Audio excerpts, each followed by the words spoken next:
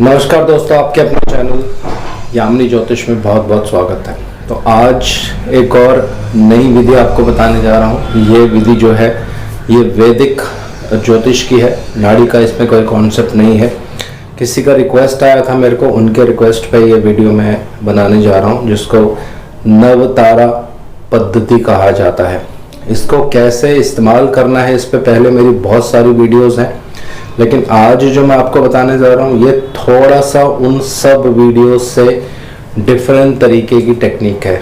तो मेरा आग्रह है सबसे पहले वीडियो को पूरा देखें, कॉन्सेप्ट समझ लें, विधि जो है टेक्निक जो है उसको समझ लें। उसके बाद जब दोबारा इसको धीरे धीरे आप देखें और साथ साथ कुंडलियों पर फिर लगा के देख सकते हैं। तो आइए वीडियो आरंभ करते हैं। और वीडियो आरंभ करने से पहले सबका बहुत बहुत धन्यवाद जो लोग मेरा चैनल सब्सक्राइब कर रहे हैं। और मैं बताना चाहता हूं कि मेरी भृगुनंदी नाड़ी की क्लासेस चल रहे हैं। जो लोग ज्वाइन करना चाहते हैं वो मेरे नंबर पर कॉल कर सकते हैं दोस्तों। तो जो हमारी प्रथा है, गणेश जी को सबसे पहले आराधना करना चाहता हूं कि सबके घर में सुख और शांति बनाए रखें। और भगवान शनिदेव से आराधना करूंगा, सबके घर में सुख और शांति बनाए रखें।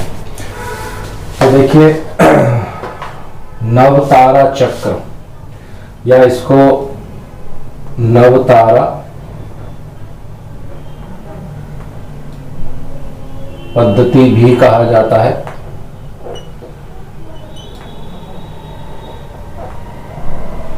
जो कि नक्षत्रों पर आधारित रहती है। और ये मैं यहां बताना चाहता हूं कि ये कोई नई पद्धति नहीं है, बहुत पुरानी पद्धति है। जब ज्योतिष बनी थी उस समय राशि और इन सब का जो है आरंभ नहीं हुआ था। उस समय जो ऋषि मुनि थे या जो उस समय के जो ज्योतिष आचार्य थे वो नवतारा पद्धति यानी नक्षत्रों के द्वारा ही फलित जो है वो करते थे। बहुत एक्यूरेट जो है इससे फलित निकलकर सामने आता है, बशर्ते आपको ये पद्धति के बारे में सही जानकारी होनी चाहिए। तो आइए अब ये कैसे काम करती है, कैसे इसको कुंडली पे लगाना है, इसमें दशांतर दशा भी ली जाती है। और यही सेम पद्धति मैं आपको भृगुनंदी नाड़ी मर पे भी लगा के दिखाऊंगा, लेकिन वो आने वाली वीडियोस में। आज जो रहेगा सारा वैदिक है दोस्तों। तो देखिए, ये नक्षत्र हैं, मैंने छोटे छोटे लिखे हैं क्योंकि बोर्ड पे थोड़ी जगह कम है। अश्विनी, मघा, मूल, ये केतु इसके स्वामी है। भरणी, पूर्व फाल्गुनी और पूर्वाषाढ़ा ये शुक्र के नक्षत्र हैं। कृतिका, उत्तर फाल्गुनी, उत्तराषाढ़ा ये सूर्य देव के नक्षत्र हैं। रोहिणी, हस्त, श्रवण ये चंद्रदेव के नक्षत्र हैं। मृगशिरा, चित्रा और धनिष्ठा ये मंगल देव के नक्षत्र हैं। और कहीं पे कोई स्पेलिंग मिस्टेक हो तो उसके लिए क्षमा चाहता हूँ। आद्रा, स्वाति, सप्तभीषा ये राहु देव के नक्षत्र हैं। पुनर्वसु, विशाखा और पूर्व भाद्रपद ये बृहस्पति देव के नक्षत्र हैं। पुष्य, अनुराधा, उत्तर भाद्रपदा ये शनिदेव के। आश्लेषा, ज्येष्ठा और रेवती ये बुध देव के नक्षत्र हैं दोस्तों। नक्षत्रों को यहाँ लिखना बहुत आवश्यक था क्योंकि यहीं से सारी विधि जो है आपको समझ आने वाली है। तो आइए अब पहले कुछ नियम आपको मैं बता देता हूँ। वो नियम पहले आप नोट कर लीजिए, क्योंकि वही नियम मैं जब किसी का कुंडली लूंगा उसमें आपको लगा के बताऊंगा, तो फिर आपको कंफ्यूजन नहीं होना चाहिए। राहु केतु जिस भी राशि में रहते हैं उस राशि के स्वामी को आपको लेना है। उस राशि के स्वामी के नक्षत्र को नहीं लेना है। सिर्फ राहु केतु जिस राशि में होंगे उस राशि के स्वामी का वो प्रभाव देते हैं। इस पद्धति में राहु और केतु अपने नक्षत्र का प्रभाव नहीं देंगे। ये आप यहाँ पे नोट कर लीजिए, ये बहुत महत्वपूर्ण है। दूसरा, इस पद्धति को हम दशा और अंतरदशा पे भी लगा के देख सकते हैं और नॉर्मल भी बहुत सारी चीज़ों पे यानी डेली प्रेडिक्शन करने पे भी आप इसमें लगा के देख सकते हैं। तीसरा नियम इसमें क्या है इसमें जन्म नक्षत्र लिया जाता है दोस्तों। जो मेरी पहले सारी वीडियोस हैं उस पे मैंने एक ही सिस्टम से वीडियो बनाई है, उसमें चेंजिंग नहीं करी थी, लेकिन आज मैं यहाँ पे कुछ चेंजिंग करने जा रहा हूँ। जन्म नक्षत्र कौन सा होता है व्यक्ति का? जन्म नक्षत्र होता है जिस नक्षत्र में चंद्रदेव आपके रहते हैं, वो जन्म नक्षत्र माना जाता है। उसी से नवतारा पद्धति के जो फलित हैं वो होते हैं। लेकिन अब थोड़ा सा इसको एक्सपैंड करके आपको बताता हूँ, थोड़ा सा बढ़ा के बताता हूँ। 3 लगन आपको लेने हैं। पहला जन्म नक्षत्र यानी चंद्रमा जिस नक्षत्र में होंगे वो, उसके स्वामी। उसके बाद लगन यानी ये कुंडली में अगर लगन भाव है, इनकी एक अंश होंगे कुंडली में और एक नक्षत्र होंगे, उस नक्षत्र के फिर स्वामी होंगे, वो कुंडली में कहीं पे विराजमान होंगे। दूसरा वो आपको लेना है। तीसरा सूर्य देव जिस नक्षत्र में होंगे उसके जो स्वामी होंगे वो आपको लेने हैं। तो 3 चीजें यहाँ पे निकल कर आ गई। ये मैं थोड़ा लिख देता हूँ क्योंकि ये महत्वपूर्ण है, अगर यहाँ गलती लगी तो बाद में मिस्टेक होगा। पहला चंद्रदेव, दूसरा लगन और तीसरा सूर्य देव। यानी कि ये जिस नक्षत्र में होंगे, ये भी आगे छोटे छोटे लिख लेते हैं, जिस नक्षत्र में होंगे फलित जो है उसी हिसाब से आने वाला है। तो ये सारे आप नोट कर सकते हैं। यानी चंद्रमा जिस नक्षत्र में होंगे वो जन्म नक्षत्र, लगन जिस नक्षत्र में होगा वो भी जन्म नक्षत्र बनेगा, और सूर्य जिस नक्षत्र में होंगे ये भी जन्म नक्षत्र माना जाएगा। अब इसको क्लासिफाई कैसे करना है ये यहाँ पे महत्वपूर्ण है। तो इसकी एक विधि है, वो मैं आपको बताने जा रहा हूँ। चंद्रमा आपके जिस भी नक्षत्र में है, अब उदाहरण से आपको बताता हूँ। अपनी कुंडली का मैं उदाहरण यहाँ पे लेने जा रहा हूँ और उसी से मैं आपको बताऊंगा। तो मेरे चंद्रदेव, क्योंकि पूरी कुंडली डेट ऑफ बर्थ मैं यहाँ पे नहीं लिख रहा हूँ, लेकिन जिनको मेरा चार्ट बाद में बनाना होगा वो बना सकते हैं। मेरा जन्म जो तारीख है वो 4 दिसंबर 1970 है।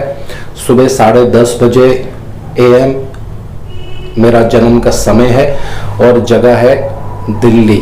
तो यहाँ जिसको कुंडली बनाना हो वो बना सकते हैं। दोबारा से बोल रहा हूँ, 4 दिसंबर 1970 सुबह 10:30 बजे और जगह है दिल्ली। मकर लगन की मेरी कुंडली है, चंद्रमा लगन में है। तो चंद्रमा मेरे धनिष्ठा नक्षत्र में है दोस्तों कुंडली में। तो ये पहली चीज मैं यहाँ लिखता हूँ।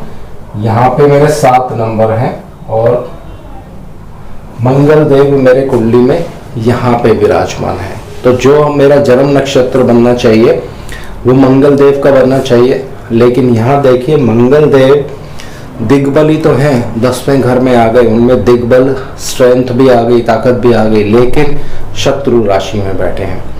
तो यहाँ पे आपको सिर्फ लगन कुंडली से ही अभी देखना है, लेकिन इसके आगे वाले 3-4 जो प्रोसेस है वो अभी मैं आपको बताऊंगा। ज्यादातर लगन कुंडली से ही पता चल जाता है, अगर नहीं चलेगा तो फिर उसके आगे जो विधियां हैं वो आपके साथ में साझा करूंगा। तो चंद्रदेव मेरे धनिष्ठा नक्षत्र में, मंगल देव उसके स्वामी, लेकिन मंगल देव यहाँ बली नहीं है क्योंकि शत्रु राशि में है, तो यहाँ मंगल देव को छोड़ देते हैं। दूसरा नियम, सूर्य देव कुंडली में जिस नक्षत्र में होंगे उसके स्वामी आपको देखने हैं कि वो कुंडली में बली है कि नहीं है।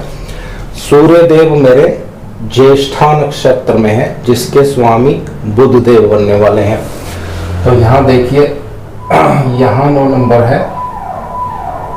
बुध देव मेरी कुंडली में 9 नंबर राशि में विराजमान है।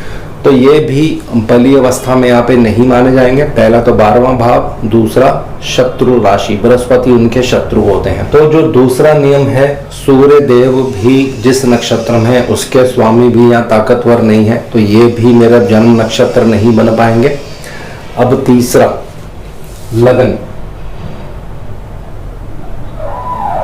तो अब तीसरा लगन, तो लगन में एक अंश होंगे। लगन मेरा 10 नंबर है, इसके अंश लगभग 7:43 के आसपास हैं और उसका जो नक्षत्र है वो उत्तराषाढ़ा है, यानी सूर्य देव उसके स्वामी बनने वाले हैं। तो मेरी कुंडली में सूर्य देव कहाँ विराजमान है, आइए ये थोड़ा सा जानने की कोशिश करते हैं। तो मेरी कुंडली में सूर्य देव जो है 11वें भाव में है। ये पहला एक अच्छा जो है नियम है। 11वें भाव में सूर्य देव बहुत बली होते हैं और अपने मित्र के घर में है, यानी मंगल देव के घर में। तो किसी भी तरह से इनको कमजोर यहाँ पे नहीं माना जाएगा। भाव भी अच्छा है, मित्र के घर में भी है। तो अब यहाँ पे जो नियम था वो क्या सामने निकल कर आएगा। चंद्रमा जिस नक्षत्र में है उसके स्वामी कमजोर हैं, सूर्य देव जिस नक्षत्र में है उसके स्वामी भी कमजोर हैं, लेकिन लगन जिस नक्षत्र में है वो बली है। तो यहाँ पे अब जो नव तारा की विधि है वो मैं लिखने जा रहा हूँ। ये बहुत महत्वपूर्ण है, इसको समझ लीजिए।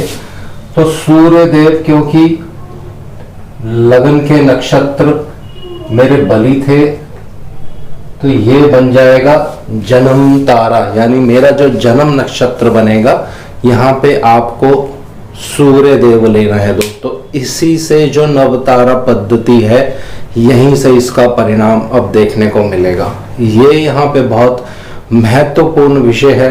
क्लासिफाई आपको कर लेना है कि इन तीनों में से बली ग्रह कौन सा है, वही आपके जन्म नक्षत्र के स्वामी बनेंगे। ये बहुत महत्वपूर्ण है, इसको आप याद कर लीजिए।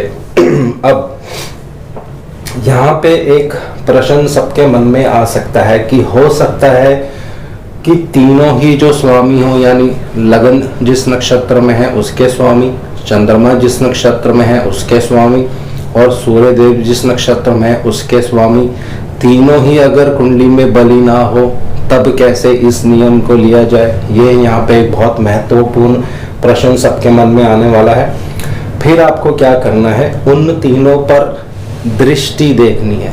जिस पर सबसे ज्यादा शुभ दृष्टि होगी वो बली माना जाएगा।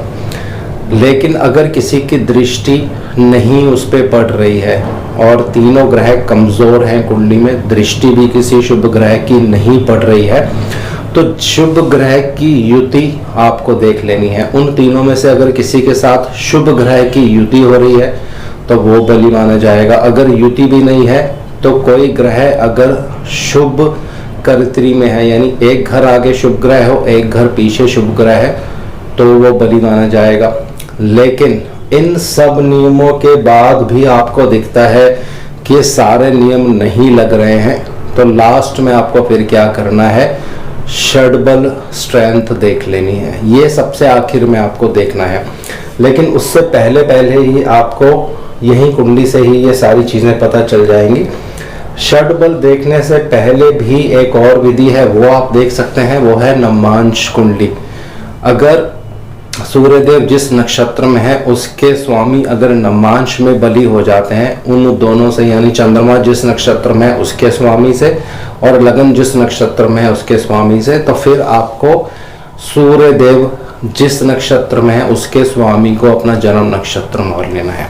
तो ये सारी विधि जो है बाय प्रैक्टिस आपको आ जाएगी। इसमें कोई ज़्यादा कॉम्प्लिकेशन नहीं है। बोलने में आपको ऐसा, सुनने में ऐसा लगेगा कि बहुत कॉम्प्लिकेटेड है, लेकिन ये इजीली निकल आता है, इसमें कोई दिक्कत नहीं है। तो चलिए अब नव तारा पद्धति को समझने की कोशिश करते हैं। ये बहुत महत्वपूर्ण है।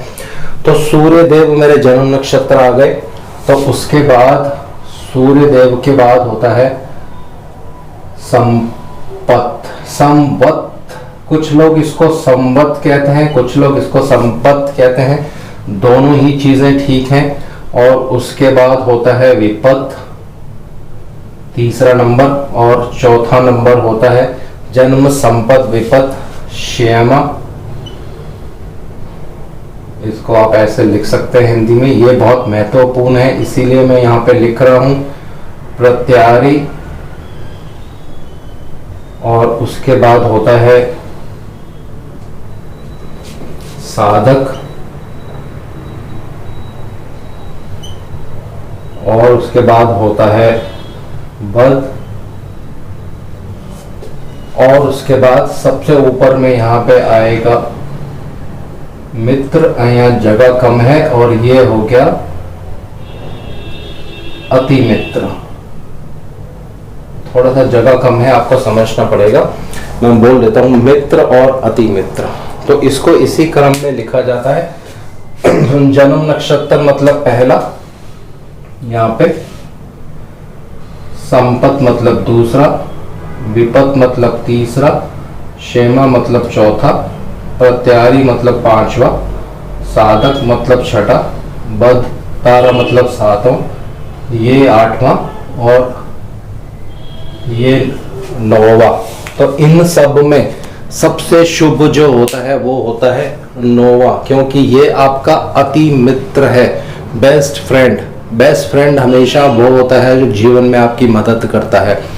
तो इसीलिए अति मित्र को सबसे ज्यादा यहाँ महत्वता हमें देनी है दोस्तों। अब ये कैसे इसको लगाएंगे कुंडली में, ये आपको मैं अभी बताने जा रहा हूँ। तो यहाँ तक मेरे ख्याल से सबको समझ आ गया है। जन्म नक्षत्र मेरा सूर्य है, तो सूर्य से दूसरा संपत। संपत का मतलब होता है धन, पैसा। और जन्म नक्षत्र का मतलब होता है कि अगर कोई ग्रह आपके जन्म नक्षत्र में है तो वो आपको स्वास्थ्य संबंधी परेशानियां दे सकता है। विपत का मतलब होता है किसी तरह की परेशानी। क्षेमता का मतलब होता है किसी तरह का तरक्की। प्रत्यारी मतलब बहुत ज्यादा रुकावटें आने वाली हैं। साधक मतलब किसी गुरु का मिलना या किसी मित्र का मिलना, और वो मित्र आपके जीवन में मदद कर सकता है। वध तारा का मतलब होता है मृत्यु तुल्य कष्ट। और मित्र यानी मित्र आप समझ सकते हैं, इसको कहने की जरूरत नहीं है। और अति मित्र, अति मित्र मतलब सबसे ज्यादा हेल्पफुल यानी आपकी मदद करने वाला नक्षत्र अति मित्र होता है। तो आपके जन्म नक्षत्र से 9वां, फिर 18वां और फिर 27वां, ये 3 नक्षत्र जो होंगे ये आपके अति मित्र बनने वाले हैं दोस्तों। यहाँ तक बिल्कुल क्लियर है। अब और आगे चलते हैं। अब मेरे को देखना है कि मेरी बृहस्पति की दशा आरंभ होती है। बृहस्पति देव मेरी कुंडली में यहाँ पे विराजमान है और 28 अंशों पे हैं। तो ये बहुत महत्वपूर्ण है। अंश भी इसमें आपको लेने पड़ेंगे। ये भी मुझे समय मिलेगा तो और इस पे वीडियोस बनाऊंगा और इसको और डिटेल्स में बताऊंगा कि अंश को आपको कैसे देखना है, अंश को कैसे इसमें लिया जाता है। तो अब आपको क्या करना है, कुंडली में देखना है बृहस्पति किस नक्षत्र में है। यानी मेरी कुंडली में बृहस्पति देव जो हैं वो अपने ही नक्षत्र में है, विशाखा नक्षत्र में है। तो इसका मतलब क्या है, आपको जन्म नक्षत्र पे उंगली रखनी है और बृहस्पति तक आपको गिनना है। यानी बृहस्पति का कौन सा नक्षत्र है, जो मैंने आपको भी बताया था, बृहस्पति देव मेरे विशाखा नक्षत्र में है। तो देखिए, जन्म, संपत, विपत, क्षेमा, प्रत्यारी। तो प्रत्यारी पे आकर मैं रुक जाता हूं, साधक मेरे को नहीं गिनना है। प्रत्यारी मतलब यहां देखेंगे विशाखा नक्षत्र लिखा हुआ है। तो जब मुझे जीवन में बृहस्पति देव की दशा आरंभ होगी, ये मेरे लिए बहुत ज्यादा रुकावटें लेके आने वाली है। प्रत्यारी मतलब बहुत ज्यादा रुकावट। अब इसको और फाइन ट्यूनिंग करते हैं और एक और विधि है वो इसमें ऐड करता हूं। जो पहला नक्षत्र होगा, इसीलिए मैंने इसी क्रम में लिखा है, ये क्रम होता है नक्षत्रों का। तो पहले नक्षत्र को आपको देने हैं 33.33%। तो इसका जो कष्ट देने की जो पावर होगी वो सिर्फ 33.33% है। तो इसका मतलब ये है कि अगर बृहस्पति देव मेरे पुनर्वसु नक्षत्र में होते इसी कुंडली में, तो कष्ट की जो मात्रा होती वो सिर्फ 33% होती। उसके बाद विशाखा, विशाखा में जाके ये डबल हो जाएगी। इसको मोटा मोटा लिख लेते हैं 66.7%। यानी कि ये बृहस्पति देव अब बहुत ज़्यादा यहाँ पे खराबी कर सकते हैं। 66.7% इनके पास खराब करने की ताकत यहाँ आ गई है। उसी तरह से अगर ये पूर्व भाद्रपदा नक्षत्र में होते बृहस्पति देव तो इनके पास क्या होता है, यहाँ पे 100% पावर आ जाती खराब करने की, क्योंकि प्रत्यारी नक्षत्र में आ रहे हैं। ये आपको यहाँ पे नोट कर लेना है, ये बहुत महत्वपूर्ण है। अभी थोड़ी देर में जब मैं आपको रेमेडी बताऊंगा, इसमें आपको आज मैं रेमेडी भी कुछ बताने जा रहा हूँ, तो उससे आपको कॉन्सेप्ट और क्लियर हो जाएगा। अब देखिए, बृहस्पति देव जिस भाव में बैठेंगे वहां खराबी करेंगे, जिस भाव को देखेंगे वहां पे कम खराबी करेंगे, लेकिन जहां पे बैठेंगे, जिसके साथ बैठेंगे, उनको सबसे ज्यादा कष्ट होने वाला है। बृहस्पति की महादशा जब मेरे को आरंभ होती है, क्योंकि वो प्रत्यारी तारा में, जैसे मैंने आपको बता दिया था, अंशों को लेकर इस पे अलग वीडियो में बनाऊंगा कि कैसे आपको देखना है कि अगर वो ग्रह आपको तंग कर रहा है तो उसका तंग करने का समय कितना रहेगा, ये अंशों से पता चल जाता है। लेकिन मोटा मोटा अभी आप समझ गए कि प्रत्यारी तारा में थे बृहस्पति, और 10वां घर जहां जहां दृष्टि डालेंगे, और वो सारा मैंने आपको बता दिया है, वहां वहां पे परेशानी जो है वो आती है दोस्तों। अब नेक्स्ट स्टेप, बृहस्पति की दशा मेरे को चल रही है तो मुझे उपाय क्या करना चाहिए। बहुत सरल उपाय है, आप चाहो तो एक एक करके मैं बता रहा हूँ, इसको नोट कर सकते हो। इन सब के लिए आपको क्या जानना आवश्यक है, जो ग्रह होता है जो आपको परेशानी दे रहा है उसका रंग क्या है, कलर क्या है, उसके अकॉर्डिंग उसकी रेमेडी होती है। और उस नक्षत्र के यानी विशाखा नक्षत्र के स्वामी कौन है, वो एक रेमेडी होती है। और जो विशाखा नक्षत्र है किस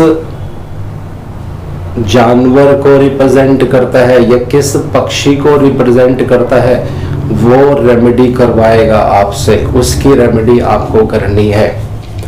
तो यहाँ आप देख सकते हैं कि बृहस्पति देव विशाखा नक्षत्र में है। तो उससे पहले मैं सब ग्रहों के रंग आपको बता देता हूँ, आप एक एक करके नोट कर लीजिए।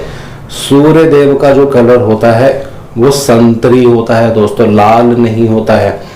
उसके बाद आते हैं चंद्रदेव, चंद्रदेव का कलर सफेद होता है। उसके बाद आते हैं मंगलदेव, मंगलदेव का लाल रंग होता है। उसके बाद आते हैं बुधदेव, इनका हरा रंग होता है। बुधदेव के बाद आते हैं बृहस्पति देव, जिनकी मैं भी यहाँ पे बात कर रहा हूँ, इनको पीला या गोल्डन कलर भी जो है दिया जाता है।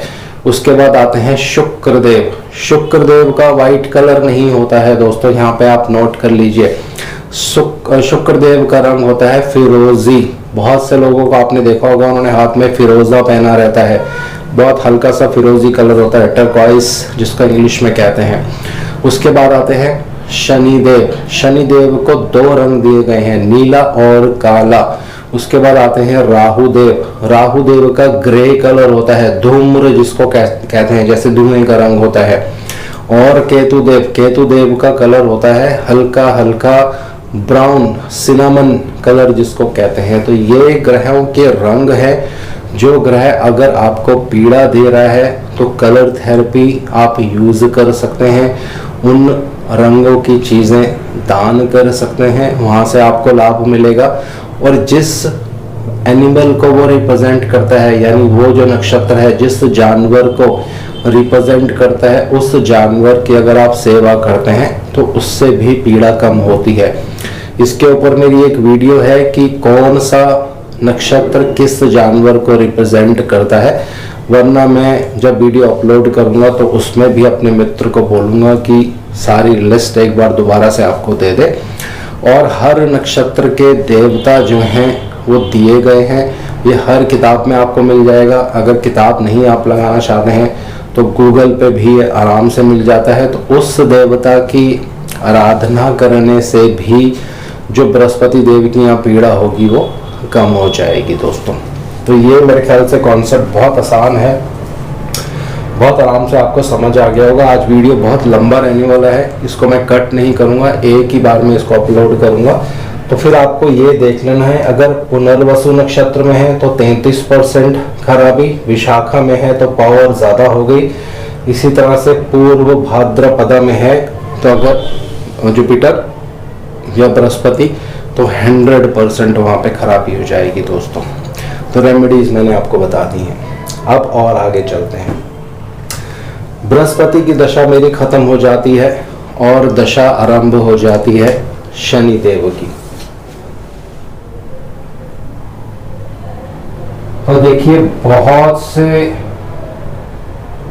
लोगों को मैंने अपनी कुंडली दिखाई थी जब मेरे को ज्योतिष बहुत कम आती थी। मैं सीख रहा था, प्रैक्टिस कर रहा था, कोर्स कर रहा था इंस्टीट्यूट से, और लगभग सब ने ही मुझे यही बोला था कि शनिदेव की जो महादशा है वो आपकी बहुत जीवन में खराब जाने वाली है। चलिए, जितना मेरे को ज्ञान था मैंने भी कुछ कैलकुलेशन करी, लेकिन उस समय इतने ज्ञानी नहीं थे कि कैसे चीज़ों को देखा जाता है, ये पता नहीं होता है। तो जो भी एस्ट्रोलॉजर या जो भी पंडित जी मुझे उपाय बताते थे तो मैं साथ साथ करता रहता था। शनिदेव की दशा मुझे आरंभ हो जाती है और ये मेरी लाइफ का एक टर्निंग पॉइंट है।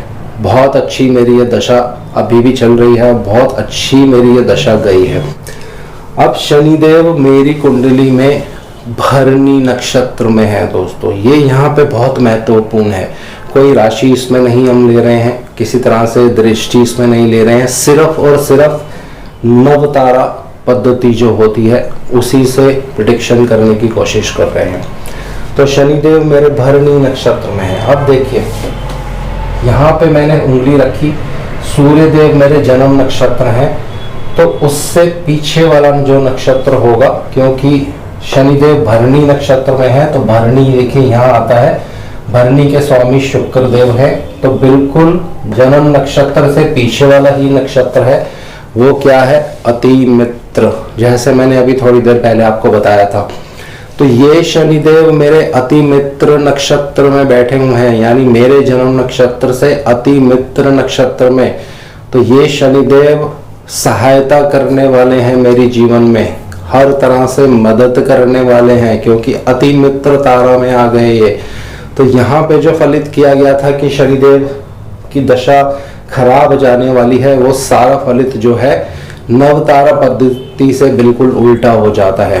यहाँ शनिदेव ने बहुत अच्छा परिणाम जो है मुझे दिया, और अच्छे नक्षत्र में होने की वजह से मेरे मित्र अति मित्र के रूप में बन के सामने आते हैं और मुझे बहुत लाभ होता है। लेकिन यहाँ पे एक ट्विस्ट है थोड़ा सा, वो आपको मैं समझा देता हूँ।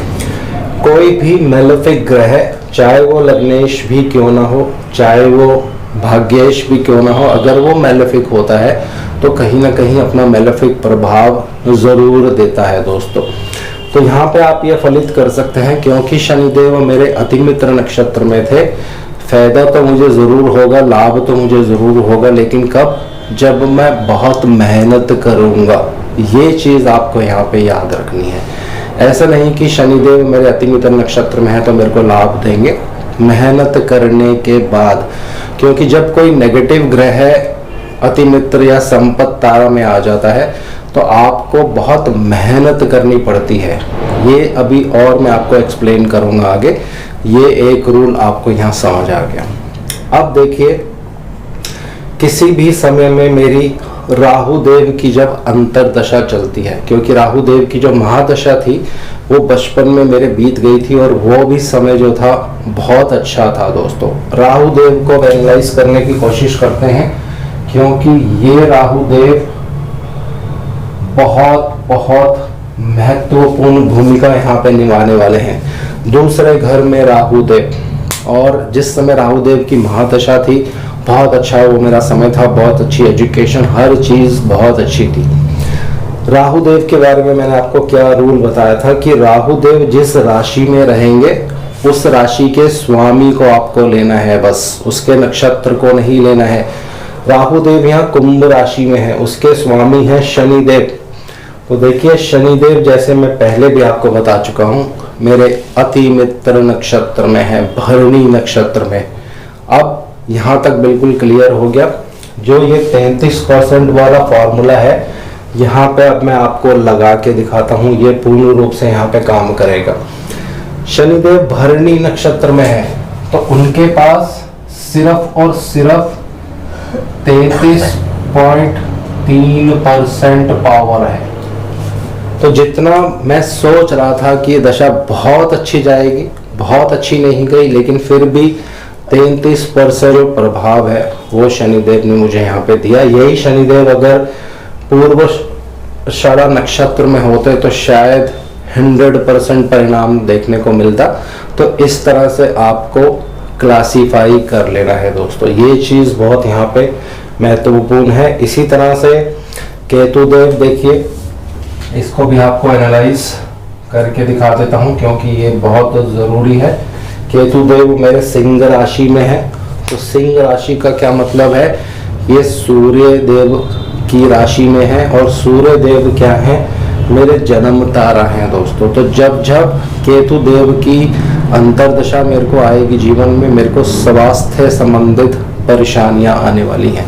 जन्म तारा में जब कोई ग्रह आता है, खासकर वो जब वो मेलेफिक होता है, तो वो आपको स्वास्थ्य संबंधित परेशानी अवश्य देता है दोस्तों। और ये परेशानी कहाँ होगी, केतु देव की राशि आप देख सकते हैं, तो ये बैठे हैं लियो साइन में, जो क्या इंडिकेट करता है, जो पेट का ये हिस्सा होता है और उसके पीछे जो सारा हिस्सा होता है, यानी यहाँ से आप शुरू करेंगे तो पीछे कमर तक, तो अक्सर कमर में मेरे दर्द रहता है दोस्तों। तो इस तरह से फलित जब आप करेंगे, बहुत अच्छे आपको परिणाम देखने को मिलेंगे और बहुत अच्छे रेमेडीज भी यहाँ से निकल कर आती हैं दोस्तों। तो यहाँ तक मेरे ख्याल से सबको बहुत आराम से क्लियर हो गया होगा। इसको और आगे मैं थोड़ा सा और डिटेल आपको बताता हूँ कि और सबको हमें क्या रेमेडीज करनी चाहिए जिससे हमें लाभ हो। तो देखिए, पहले आपको विधि पूर्वक अपना जन्म नक्षत्र निकाल लेना है। जो भी आपका जन्म नक्षत्र आ जाता है इसी क्रम में उसको लिख लेना है। यहाँ पे सूर्य देव जो है मेरे जन्म नक्षत्र बन के आ रहे थे, तो उनके जो अति मित्र होंगे, यानी जन्म नक्षत्र से जो पिछला नक्षत्र होगा, शुक्रदेव स्वामी हो गए उसके। और जन्म नक्षत्र से पिछला जो नक्षत्र कौन सा होता है, पूर्वाषाढ़ा, क्योंकि पूर्वाषाढ़ा जो नक्षत्र है, पूर्वाषाढ़ा, इसके पास 100% पावर है यहाँ पे रिजल्ट देने की, क्योंकि 33.33% भरणी, फिर पूर्व फाल्गुनी 33.33 और फिर पूर्वाषाढ़ा 100%। तो इस नक्षत्र को आपको बल देना है। इसके जो देवता हैं उनकी आराधना करना, इसकी जो वनस्पति होती है वो आप घर में लाकर रख सकते हैं, या इस शुक्रदेव का जो रंग होता है यानी फिरोजी रंग जो होता है उसका स्टोन आप पहन सकते हैं। स्टोन अगर महंगा होता है तो वो कलर थेरेपी आप यूज कर सकते हैं। इस तरह का कोई रुमाल या कोई कपड़ा या कोई आर्टिफिशियल स्टोन जिसका रंग फिरोजी हो वो आप पहन सकते हैं दोस्तों। गले में पहन सकते हैं, कड़ा बना के पहन सकते हैं या रिंग बनाकर पहन सकते हैं, जहाँ पे भी आपको सूटेबल हो। तो ये लाइफ लॉन्ग आपको अच्छा रिजल्ट देगा। और पूर्वाषाढ़ा नक्षत्र के जो जानवर होंगे, जिस पक्षी या जिस जानवर को पूर्वाषाढ़ा नक्षत्र रिप्रेजेंट करता होगा, उस जानवर की सेवा करना आपके लिए अति लाभदायक होगा। बहुत से लोग अपने बहुत अच्छे अच्छे एस्ट्रोलॉजर्स देखे होंगे जो अपने मोबाइल्स पे या जब वो वीडियोस वगैरह बनाते हैं तो वहाँ पे कुछ लोगो बने रहते हैं छोटे छोटे। उसका बहुत रीज़न होता है ये, इसी तरह से जो उनका जन्म नक्षत्र होता है उससे जो पीछे वाला नक्षत्र होगा उसको पावर देते हैं, ताकि अति मित्र जो है जीवन में आपके बहुत बहुत लाभ करता है दोस्तों। तो हर व्यक्ति ये रेमेडी कर सकता है जिसके जन्म नक्षत्र से पीछे वाला नक्षत्र सिर्फ आपको देखना है, जो 100% रिजल्ट दे रहा होता है। उसकी सारी जो रेमेडीज आप कर सकते हैं, उसके देवता की पाठ पूजा कर सकते हैं, उनकी जो वनस्पति होती है वो घर पे ला के रखिए, या कलर थेरेपी। तो ये रेमेडी जो है हर व्यक्ति कर सकता है, उसको 100% लाभ होने वाला है दोस्तों। अब और आगे चलते हैं, थोड़ा सा और इसमें कुछ पॉइंट है जो मैं आपको बताना चाहता हूँ।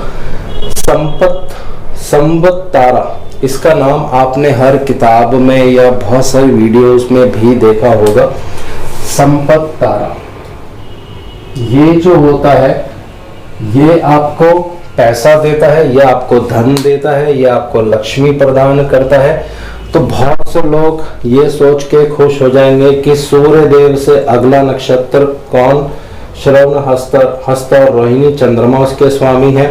तो अगर कुंडली में कोई ग्रह संपत तारा में है, यानी इन तीनों में से कोई नक्षत्र में है, तो उसकी महादशा अगर आपको लग जाती है तो आपको धन की प्राप्ति होगी। ये थ्योरी गलत है, इसको पहले आप समझ लीजिए इसका मतलब क्या होता है। अगर संपत तारा में आपकी कुंडली में कोई मेलेफिक ग्रह बैठ जाता है, मान लीजिए केतु देव, या कोई मेलेफिक ग्रह बैठ जाता है, मान लीजिए शनि देव, तो आपको पैसा कमाने के लिए बहुत मेहनत करनी पड़ेगी। और केतु देव और राहु देव अगर उस राशि में बैठ जाते हैं, यानी किसकी राशि में, चंद्रदेव की राशि में, अगर केतु देव आपकी कुंडली में चंद्रदेव की राशि में आ जाएंगे तो वो संपत तारा में तो आएगा, लेकिन केतु देव जो है एक मेलेफिक ग्रह है दोस्तों। तो ये धन कमाने के लिए आपको बहुत मेहनत करवाएंगे, बहुत अड़चने आएंगी, ये सब भी आपको साथ साथ देखना है। लेकिन इसका उल्टा होता है, मान लीजिए अगर कोई शुभ ग्रह आपके संपत नक्षत्र में आ जाता है, कुंडली में संपत नक्षत्र में बैठा है, तो फिर आपको वो बहुत ज्यादा धन का लाभ देता है। तो शुभ ग्रह, अशुभ ग्रह, इसकी क्लासिफिकेशन भी बहुत जरूरी है नवतारा चक्र में दोस्तों। तो मेरे ख्याल से वीडियो बहुत लंबी भी हो गई है, बहुत सारे कॉन्सेप्ट मैंने यहाँ बता दिए हैं आपको। तो हर तारा को इस तरह से आप देख सकते हैं। जो शुभ ताराएं होती हैं उनमें जब मेलेफिक ग्रह ट्रांजिट भी करते हैं, गोचर भी करते हैं, तब भी उस चीजों को लेकर परेशानी होती है। जैसे संपत तारा है, इसमें अगर कोई मेलेफिक ग्रह गोचर करेगा इस तीनों नक्षत्र में से, तो आपको धन संबंधित कष्ट हो सकता है, कुछ परेशानी होगी, लेकिन परेशानी के बाद वो आपको लाभ देगा। लेकिन अगर कोई शुभ ग्रह गोचर कर रहा है आपके जन्म नक्षत्र से दूसरे नक्षत्र में, श्रवण, हस्त, रोहिणी, इस एग्जाम्पल के अनुसार, तो यहाँ पे फिर वो जो बेनिफिक ग्रह होता है आपको अत्यंत लाभ देता है। और यही ग्रह कौन सा, जो आपका अति मित्र है, शुक्र, इस कुंडली में अति मित्र तारा में आते हैं। ये अति मित्र नक्षत्र के स्वामी अगर इन तीन नक्षत्रों में जब गोचर करेंगे, वो समय में आपके पास भरपूर धन आने वाला है। यानी या भाग्यवश आपकी शुक्र देव की महादशा ही आरंभ हो जाती है। इस केस के अनुसार मैं कह रहा हूं, क्योंकि यहाँ पे शुक्र देव की महादशा आने वाली नहीं है मेरे को, लेकिन सिर्फ कॉन्सेप्ट समझने के लिए मैं कह रहा हूँ कि अगर आपके अति मित्र शुक्र देव हैं और उनकी दशा आरंभ हो जाती है तो भी आपको लाभ होगा, या गोचर में यहाँ आ जाते हैं तो भी आपको लाभ होगा। तो ये सारे जो तारा हैं यहाँ से आप देख सकते हैं, तीसरा, पांचवा, सातवां, ये खराब तारा होते हैं। जब इसमें मेलेफिक ग्रह आ जाएंगे तो बहुत ज्यादा कष्ट होगा, लेकिन अगर इसमें बेनिफिक भी बैठेंगे तब भी वो आपको कष्ट जरूर देते हैं दोस्तों। ये आपको यहाँ पे ध्यान रखना है। ऐसा नहीं कि विपद तारा में अगर कोई शुभ ग्रह के बैठ जाएगा तो आपको कष्ट नहीं होगा, कष्ट की मात्रा कम होगी, लेकिन कष्ट जरूर होगा। बाकी सारे जो तारा होती हैं ये बिल्कुल ठीक होती हैं। जन्म तारा में स्वास्थ्य की दिक्कत होती है, बाकी सारा मैंने आपको बता दिया है। तो बहुत सारे रूल्स हैं, इसको आप दशा और अंतरदशा दोनों पे लगा सकते हैं। अब देखिए थोड़ा सा और बता देता हूँ, अगर महादशा और अंतरदशा के जो स्वामी हैं दोनों ही बद्ध तारा में आ जाते हैं तो फिर उस समय में मृत्यु तुल्य कष्ट होना बिल्कुल तय होता है दोस्तों। ये कुंडली से देख के आपको पता चल जाएगा। अगर कोई ऐसे ग्रह की महादशा चल रही है, मान लीजिए बृहस्पति देव की महादशा चल रही है जो प्रत्यारी तारा में आते हैं, और उसके साथ में अगर बुध देव की अंतरदशा भी शुरू हो जाती है तो मेरे को कष्ट हो सकता है उस पीरियड में, क्योंकि दोनों शुभ ग्रह हैं, बृहस्पति देव बुध देव दोनों शुभ ग्रह हैं। जो कष्ट की मात्रा है वो थोड़ी सी कम हो जाएगी। ये आपको यहाँ पे क्लासिफाई करना आना चाहिए। तो मेरे ख्याल से नव तारा पद्धति बहुत विस्तार मैंने आपको यहाँ पे बता दी है, और आशा करता हूँ कि बहुत कुछ आपको इससे सीखने को मिलेगा, प्रैक्टिस करने को मिलेगा। ये सिर्फ एक प्रैक्टिस का विषय है दोस्तों, जितना ज़्यादा इसमें आप प्रैक्टिस करेंगे उतना आपको अच्छे परिणाम देखने को मिलेंगे दोस्तों।